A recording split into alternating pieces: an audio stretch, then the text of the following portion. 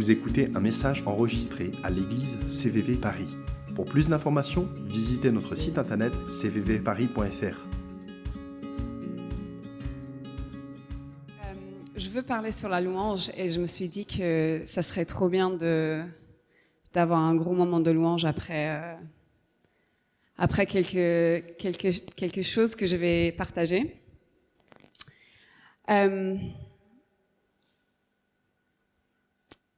Donc je vais juste Saint-Esprit, juste viens œuvrer et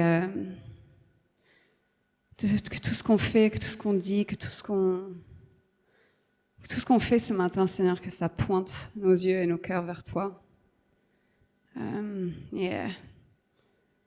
T'es tellement beau, t'es l'origine de la beauté et t'es digne de tout. Et on veut vraiment que chaque chose soit pour exalter et glorifier ton magnifique nom. Merci Jésus, on t'aime tellement. Amen. Donc je vais parler un petit peu sur la louange. Et la première chose que je voulais dire, que tu as été fait pour louer, c'est un peu ta première mission. Je pensais au ciel, il y aura plus de prédication, il y aura pas d'évangélisation, il y aura plus de projets pour répandre le royaume. En vrai, je sais pas, peut-être on va construire des choses, je sais pas. Mais en tout cas, ce qu'on sait, ce qui est écrit dans l'Apocalypse, c'est que on va le louer.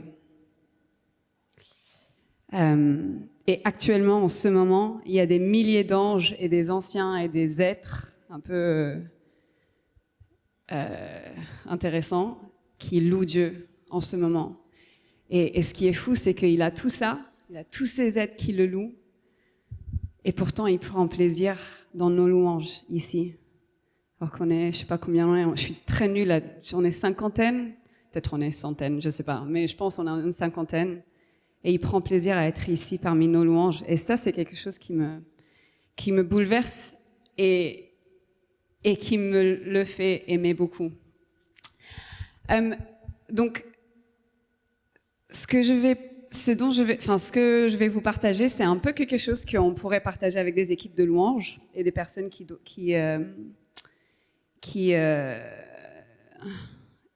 choisissent les chants qu'on va chanter. Donc je savais pas trop si c'était approprié pour... J'ai un truc là. Ah merci Benji. Je savais pas trop si c'était approprié, mais je me dis, mais j'avais l'impression que c'était bon d'en parler avec vous aussi. Donc en fait, je vais parler de l'arc de la louange. Et c'est souvent quelque chose qu'on va être intentionnel à réfléchir dessus quand on choisit la setlist, quand on choisit qu'est-ce qu'on va chanter et pourquoi on va chanter, quand on conduit la louange. Mais je pense le fait qu'on est tous des adorateurs et des worshippers. Désolée, j'ai passé une semaine en Angleterre là, donc mon français il est. Je pense que c'est approprié pour vous aussi. Et du coup, quand on parle de l'arc de la louange, moi j'entends ça. Et là je parle de les 45 minutes, 1 heure qu'on a ici les dimanches matins ou les mardis soirs quand on loue Dieu. Et je commence toujours par l'invitation. Ensuite, je passe par la reconnaissance. Ensuite, l'adoration. Et on atterrit à l'exaltation. Et je vais un peu vous parler de ces 4 étapes. Et donc, je vais commencer avec l'invitation. L'invitation, pour moi, c'est tourner les yeux, qu'on tourne tous nos yeux vers Dieu. Quand je suis là et je me dis, OK, on a besoin d'un premier chant, je suis conscient qu'on vient tous d'arriver, on a tous vécu des matinées différents, on a plein de pensées dans nos têtes, et pour moi, ce chant-là, où on va commencer dans la louange, c'est un moment où on se pose et on tourne nos yeux vers Dieu, et on l'invite et on accueille la présence. Et c'est un peu un arrêt et une posture, on dit, Seigneur, tu es le bienvenu. Je vous promets que cette chanson n'était pas dans ma setlist, donc j'essaye pas d'être kitsch et dire faites comme j'ai fait. Pas du tout.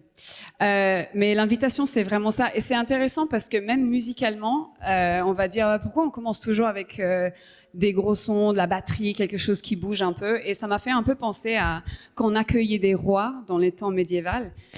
Il y avait quand même des trompettes, des cymbales, c'était assez vivant. Il y a quelque chose, même dans l'arrangement de la musique, qui invite la présence. Et tout ce qu'on fait, que ça soit dans les paroles, Seigneur, nous t'accueillons, que ça soit dans comment on joue la guitare, comment on joue la batterie, tout ça, c'est une invitation à dire, on est là, Seigneur, viens, on veut te louer tous ensemble. Tout ça, ça fait partie d'une invitation. Et je suis convaincue que chaque chose, que les paroles, l'arrangement, notre posture de cœur, tout ça invite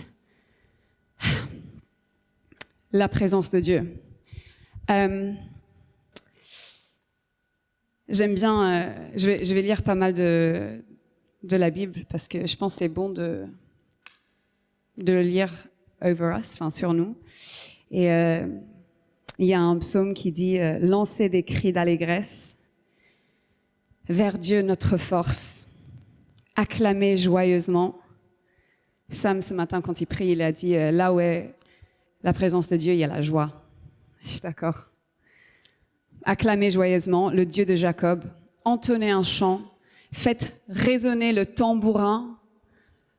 Pincez la lyre harmonieusement. Jouez sur le luth.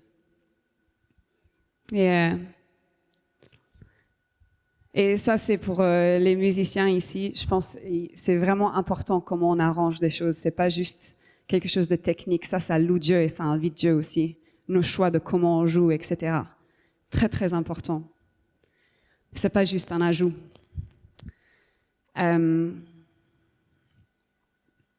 Ouais, donc on va commencer par l'invitation.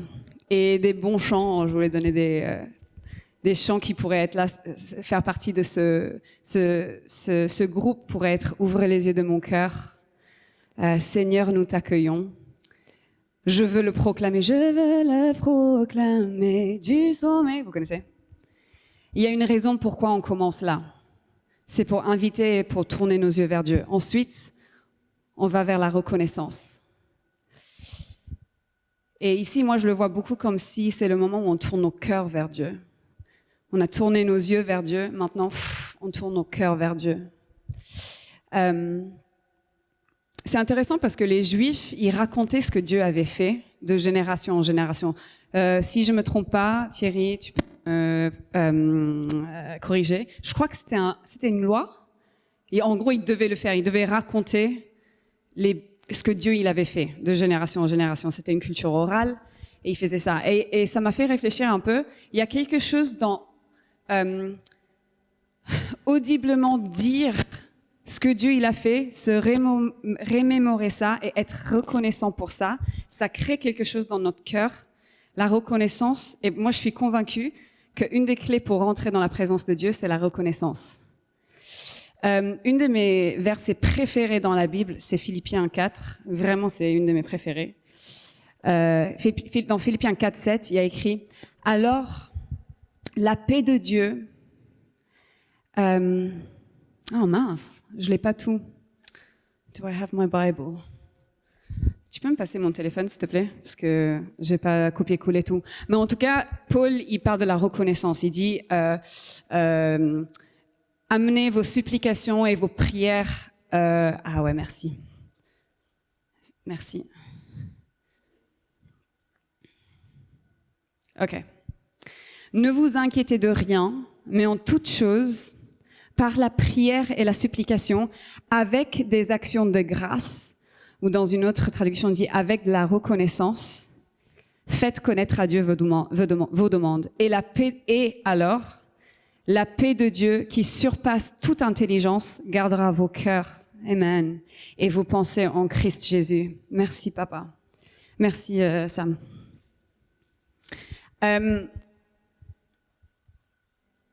Donc, pourquoi je dis tout ça? Parce que dans la louange, donc on a commencé dans l'invitation, on passe à la reconnaissance, et ça c'est quelque chose d'intentionnel que collectivement, on commence à remercier Dieu et se remémorer qui il est et être juste plein de reconnaissance. Et ça change quelque chose dans nos cœurs et ça tourne nos cœurs vers lui. Et je suis aussi convaincue que le plus qu'on tient dans notre cortex frontal, on dit ça en français? Ok. Plus qu'on a devant nos yeux qui Dieu est, la vérité de qui Dieu est, qu'est-ce qu'il a fait, il est tellement bon, tellement fidèle, plus que notre foi, elle monte en lui, plus que nos peurs, elles diminuent.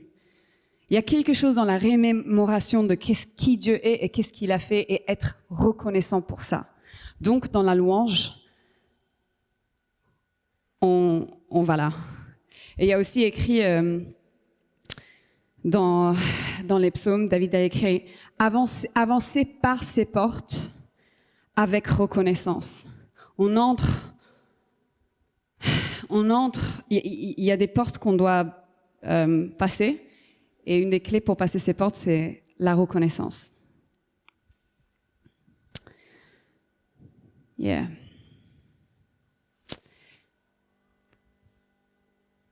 Et du coup, pour les côtés pratiques, certains des chants qui pourraient représenter ça pourraient être promesses.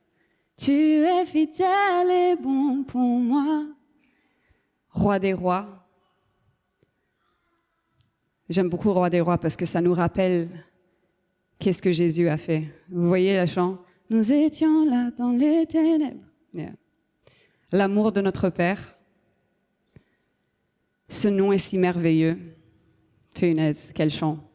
Ça nous rappelle, ça nous ramène qui Jésus est, la vérité de qui il est. Ok, donc tu as l'invitation,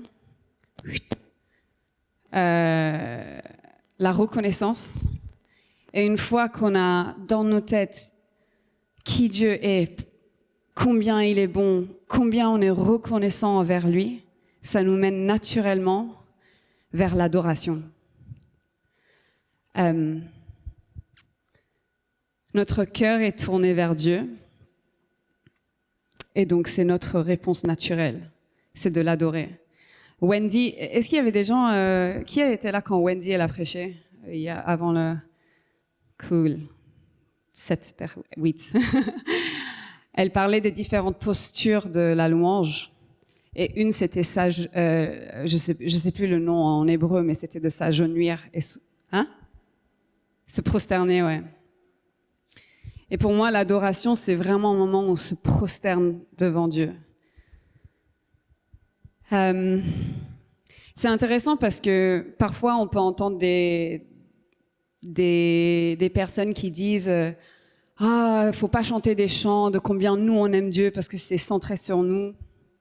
Et je peux comprendre certaines de cette pensée. Mais moi, je reviens toujours au fait que quand on est dans une relation avec quelqu'un, c'est aussi naturel de lui dire combien on l'aime. C'est un débordement de cœur vers cette personne, dire « mais je t'aime tellement ».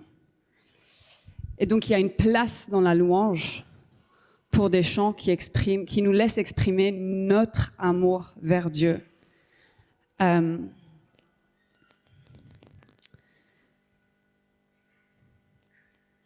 Yeah. Oh Dieu, tu es mon Dieu. Ça, c'est Psaume 63, 2 à 6. C'est toi que je cherche. Mon âme a soif de toi. Mon corps même ne cesse de languir après toi, comme une terre aride, desséchée sans eau. C'est pourquoi dans ton sanctuaire, je te contemple, considérant ta puissance et ta gloire, car ton amour vaut bien mieux que la vie. Et oui, je veux te bénir tout au long de ma vie. Je lèverai mes mains pour m'adresser à toi. Ça, c'est un chant que David il a composé, et pour moi, c'est un débordement de l'amour qu'il a vers Dieu. Il dit, mon âme, il languit après toi, j'ai soif de toi.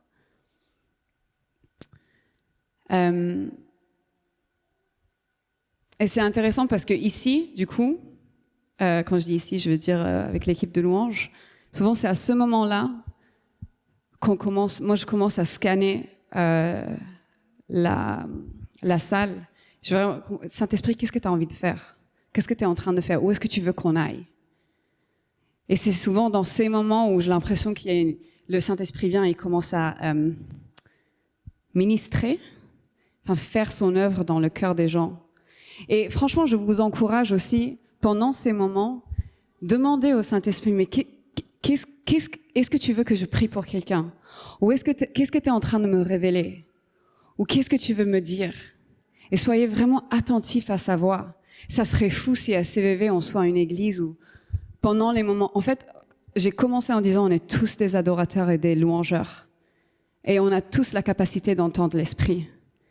Et si pas juste à ces moments-là, mais je sais que c'est dans ces moments d'adoration où il y a quelque chose qui se passe. Et si on était tellement tous attentifs, voir qu'est-ce qu'il a envie de te dire à toi, ou est-ce qu'il a envie que tu ailles prier pour quelqu'un? Ça serait tellement beau. Et ça se passe. Déjà.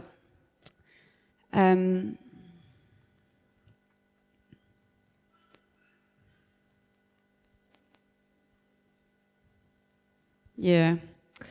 Et certains des chants que moi j'aime beaucoup pour rentrer dans ce moment, je bâtirai ma vie. Cet air que je respire. Yeah. Mais comme j'ai dit, c'est une arc de la louange. Donc on a commencé par l'invitation, on est allé dans la reconnaissance. Là, on est dans l'adoration, mais on peut pas atterrir à l'adoration parce que moi j'ai envie en tant que leader de louange, quand je choisis cette liste et en tant qu'équipe, quand on parle de ça, quand on prie pour le culte avant, on veut finir par, et en anglais on dit high praise. Et je ne sais pas exactement comment on traduirait ça. Moi, je l'ai traduit par l'exaltation.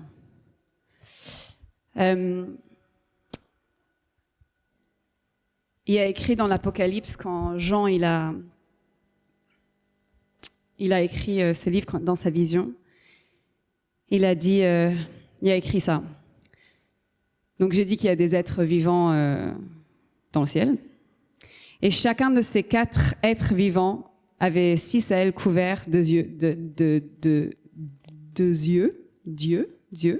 par-dessus et par-dessous. Jour et nuit, ils ne cessent de dire « Saint, Saint, Saint est le Seigneur Dieu, le Tout-Puissant, celui qui était, qui est et qui vient. » Et chaque fois que les êtres vivants présentent leur adoration, leur hommage et leur reconnaissance à celui qui siège sur le trône, à celui qui vit éternellement, les 24 représentants du peuple de Dieu se prosternent devant lui qui siège sur le trône et adorent celui qui vit éternellement.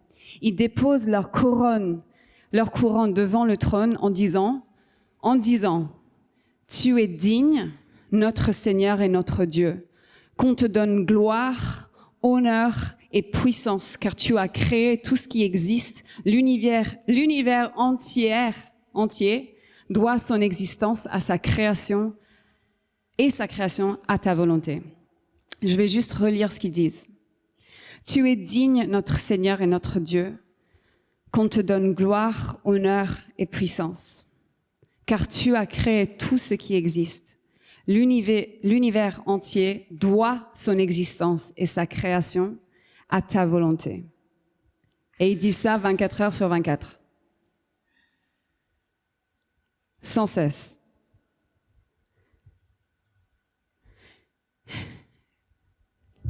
Dans cet arc de louange, c'est là où je veux atterrir, où on veut atterrir collectivement, de exalter le nom de Jésus. On l'a adoré et maintenant on dit, ça c'est qui tu es, toute la gloire, tout honneur, toute puissance te revient, tu en es digne.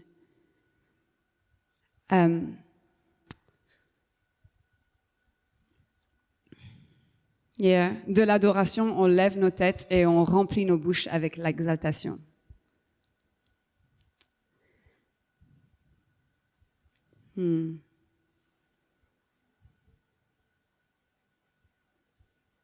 Je vais juste lire le pont de la chanson « Ce nom est si merveilleux ».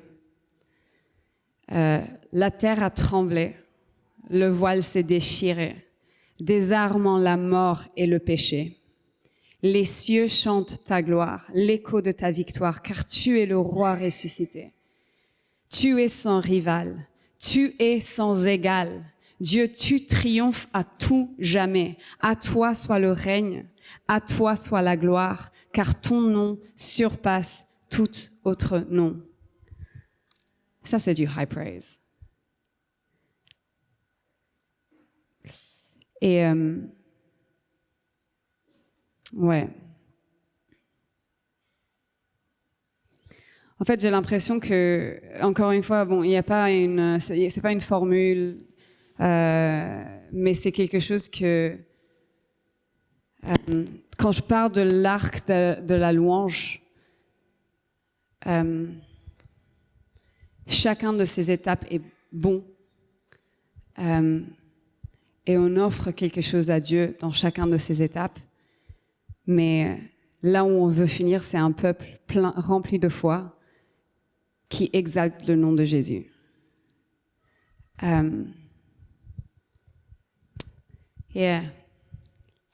Donc juste pour des pensées finales, pourquoi je partage ça? C'est parce que vous avez tous un rôle dans la louange. Ce qui se passe ici, l'arrangement, le choix des chants, les harmonies, c'est important. Et je ne suis pas quelqu'un pour le diminuer et dire que c'est pas important. Moi, j'ai beaucoup de respect pour le plaisir que Dieu y prend dans nos choix de musique. Mais c'est pas la finalité. Et vous avez un rôle très très important. Et si tout se passe ici et vous êtes des spectateurs, bah, il y a rien qui se passe, quoi. Et je pense que je prêche à la chorale là, parce que à CVV je sais qu'on a soif de la présence de Dieu. Et je sais que vous savez que vous êtes des adorateurs et vous soupirez après le cœur de Dieu. Ouais,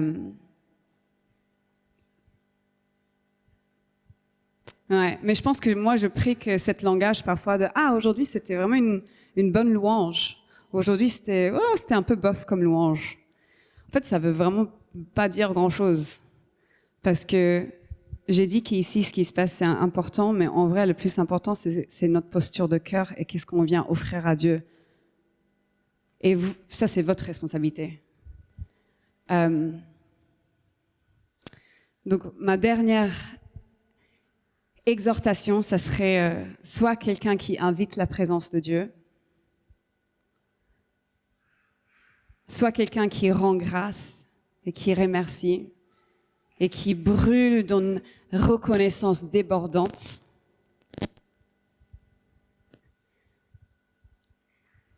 Adore Dieu avec abandon.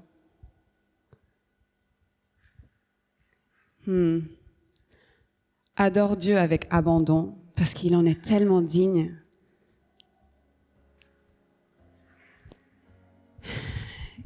Et ensuite, exalte-le avec tout ton cœur. Parce qu'il en prend tellement plaisir. Il a grave du plaisir dans vos louanges.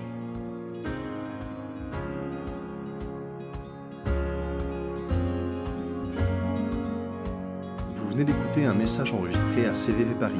Pour plus d'informations, visitez notre site internet cvvparis.fr.